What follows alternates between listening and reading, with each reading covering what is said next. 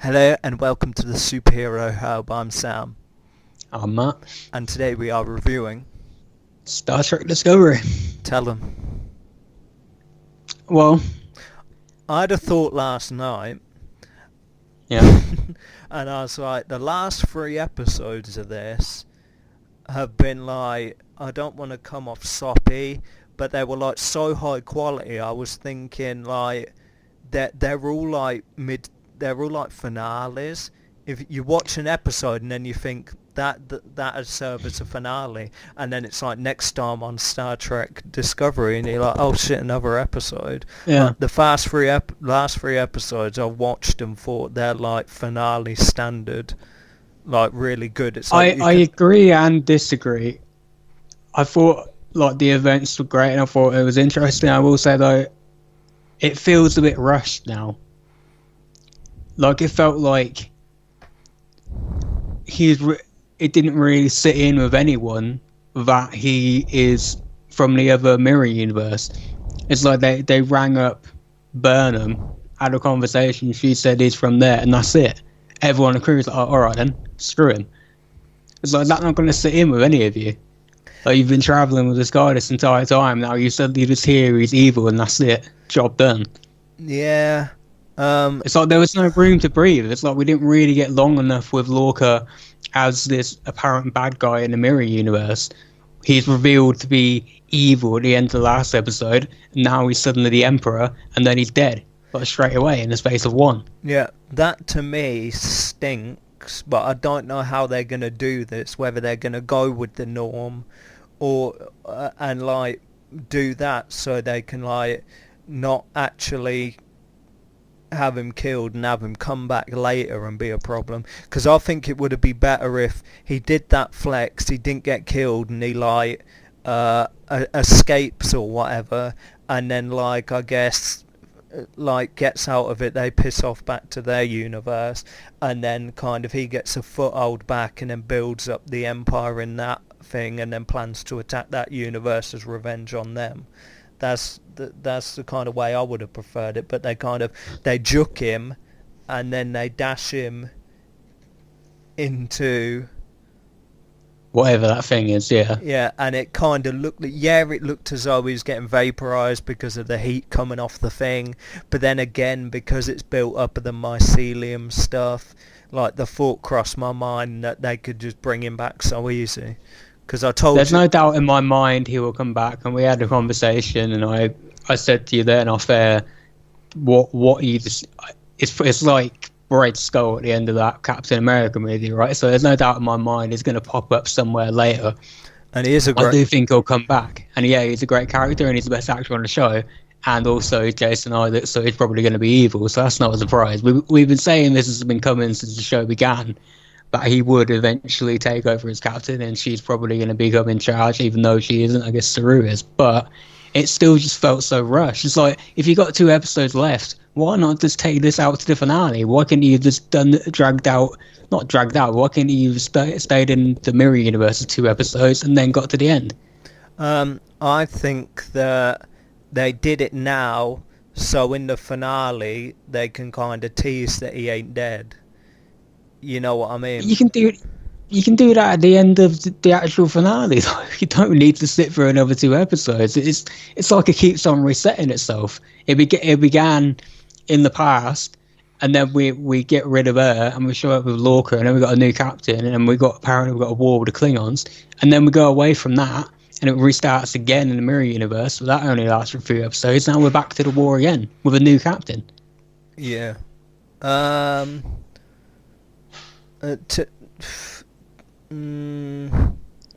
I think it works better with Saru needs to be captain because the relationship was all scattered at the start. Under Lorca, they kind of came together a little bit. Michael and Tilly are best buddies now, and Saru was kind of had his air up about Michael, and they're kind of buddies now. So it kind of brought the Doctor.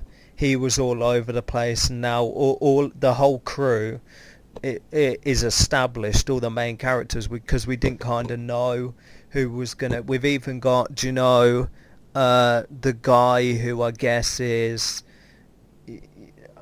I don't know what he does. He's got such a small role, but even his kind of like, they're trying to edge him in a little bit. Who's like sits on the in the bridge and like turns around and tells them stuff every so often. The black guy. I don't know what his name is, and I don't know what his role is. Yeah, no one does. Don't worry about it. But you could kind of see him getting dragged into it. So yeah, I think they've established the like 6 like main characters to the point where you kind of don't need to go. You don't have to mess about with their backstory anymore. It's going forward now, and that's what they kind of needed to do. Establish like all the main characters, crew members, and kind of go from there. Yeah, but they're doing it at a weird time. They've done that with only 2 episodes left of the season. Why not just do that at the beginning of the next season? Have a new start for a new year. I don't know, but so yeah, It just seems like awkward timing. I don't know what to say about that because I didn't really give that much thought. You know what I mean?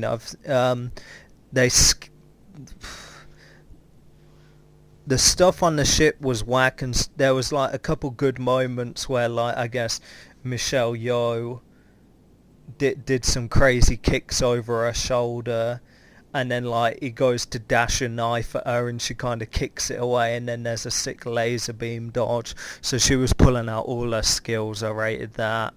And then basically, yeah, we get back to that universe, and then it's 9 months in front, and I guess the Klingons have somewhat won the war.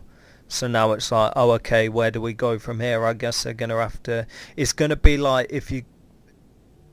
Pretty much like... in the Mirror universe, you know, before they all got blew up and there's only like a couple of members left and they're trying to hold it together in the rebellion. That's going to be what it's going to be like on their thing now. So they've got to find a way to beat the Klingons. I don't know what's going on with Vok, what his deal is, because they kind of fixed him. You know, they've got to deal with the fact they've got that Klingon woman on their ship and they've got him on the ship, and kind of go from there. But yeah, I guess, you know, with a big monumental thing, it really depends where it goes from here, in the sense that, okay, the Klingons have won the war, they've just come back, they've got no contact with anyone. What are they going to do in 2 episodes? It's not like they're going to somehow come up with something that's going to like swing the war in their favour and wipe out all the Klingons. It's going to end on a kind of mid cliffhanger thing of like, I don't know, but I kind of like the mystery that we don't know where it's going. Yeah, and also, this is part of the confusion of the show in the overall Star Trek, I don't know, I wouldn't call it lore or something though, of like, we know the Federation doesn't lose the war. We know the Klingons eventually end up joining the Federation, and also we know the technology they're using on that ship isn't in the future. Well, so I think they're not using it anymore because I don't know whether that was their last trip or whatever, but they mentioned how like using it messed it up, and whether they'll just kind of, because I don't think any of the other ships have the technology, they're the only people with the technology, whether they make an executive decision to kind of destroy it and never use it again. What I mean though is with Lorca seemingly disappearing into the void and probably going to pop up at some point in time, and with so many contradictions now, there have been contradictions before, but now that it's really out there, are they eventually just going to wipe this entire timeline out? Is that going to be the future of Discovery, as to like have never existed at all? Maybe. Because, I mean, realistically, like, I'm trying to think with that mycelium stuff, they said that when they kept using it, it started to get diseased. So whether, I don't know, Lorca from the other universe finds a way to use the mycelium network to go back into that universe, but by doing it completely wipes it out forever and fully corrupts it. Whether they do that, and whether that kind of shatters a timeline or whatever, You know what I mean? It just seems too much. The Klingons have changed in appearance, but never this much. Like, that's crazy. And the fact that Spock has this sister who's travelled to the Mirror universe, has done all this crap, but we've never heard of her before. It just seems too much. Okay. I don't know. I wonder, didn't they bring back Michelle Yeoh as well? That seems dangerous. Yeah. What would you be like? That was the confusing thing for me in this episode. Of, I get that Lorca's the bad guy, but what I mean with part of the rush and the sudden change is like Lorca suddenly became like super maniacally evil, and then this evil emperor seemed to become somewhat sympathetic. Well, how did that happen? Well, she went front page because she quote unquote lost, and now everyone knows she's a losing emperor. She's got no pull anywhere, so they're gonna look at her like whack, like she's front page, like Lauer. So you know what I mean, like proper, you know, like I hate to be that guy to bring it up, but you know, like Asian culture, like you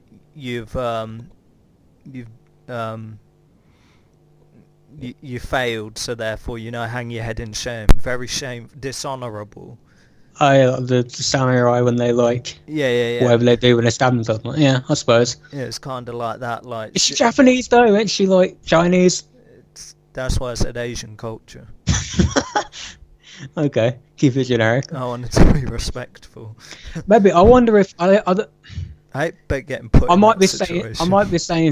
You put yourself there. I might be saying something super obvious because I don't watch like the next week on, you know, when they do the next week on Discovery or whatever. So this is in there. Did you watch it? I did not forgot it. Okay, well, there was a lot. I haven't seen it either, but this might be in there and it might be super obvious. If it is, forgive me. But I wonder if she's going to be, after she's come back, are they going to use her as like a tool to help win the war? Because no one is built like her, like they are with Lorca. Like Lorca was so effective because no one in the Federation would do what he would do, being from the Mirror universe. Is it going to be the same with her? Because she fight the Klingons because she would think of things that they're not going to, or they wouldn't be willing to. I'm still intrigued where the actual Lorca from that universe is. Yeah, that's a big question as well. Because, I mean, he could pop up like that. You know, like in The Flash, Harrison Wells, where, like, you get rid of one, and then it's like, oh, the actual Earth one, or the one from Earth 2. You know what I mean? Whether the one from the universe they're in pops up and is, like, real nice, and it's like, oh, okay, then. You were just locked away by the other one. You got to receive it. That's the question I would have, though, because I do think plot-wise it would make sense to bring the other Lorca in, but then wouldn't Lorca that we know in the Mirror universe, Lorca, wouldn't he have hunted down himself and killed him? Maybe it's one of them things like, again in The Flash, you know, where Zoom kind of locks up Jay Garrick and puts him in that mask. Maybe he just locked him away.